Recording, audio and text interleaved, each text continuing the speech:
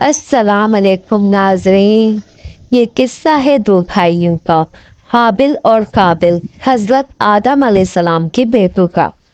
حوا علیہ السلام سے بہت اولادیں ہوئیں، انہی میں دو بچے قابل و حابل تھے۔ قابل بڑا لڑکا تھا لیکن یہ ماں باپ کا کہنا نہیں مانتا تھا۔ حابل چھوٹا بھائی تھا جو ماں باپ کا کہنا مانتا تھا۔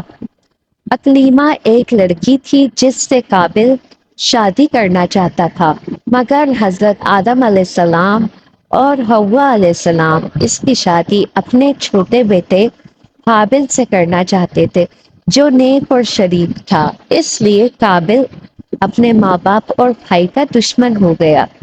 اللہ میاں نے حکم دیا کہ تم دونوں قربانی کر کے پہاڑ پر رکھاؤ، جس کی قربانی قبول ہوگی اس سے اکلیمہ کی شادی کی جائے گی۔ اللہ میاں کو اپنے نیک بندے پسند ہوتے ہیں اور وہ ان کی مدد کرتا ہے۔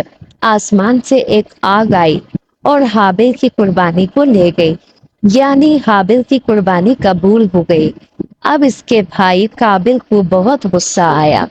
اس نے حابل سے کہا کہ میں تجھ کو قتل کر دوں گا۔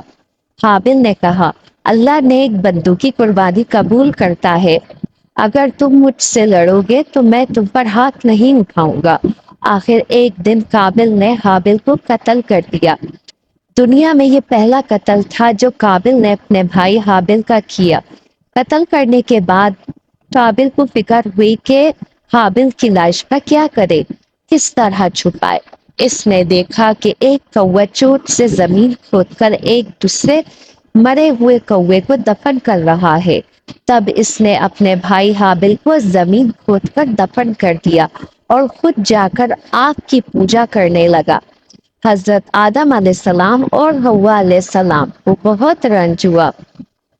قابل و حابل کے دونوں بھائیوں کے جھگڑے سے ہم کو سبق لینا چاہیے۔ ہمارا حقیقی بھائی یا مسلمان بھائی اگر ہم پر زیادتی کرے تو بہتر یہ ہے کہ ہم صبر کریں اور اپنے بھائی پر ہاتھ نہ اٹھائیں۔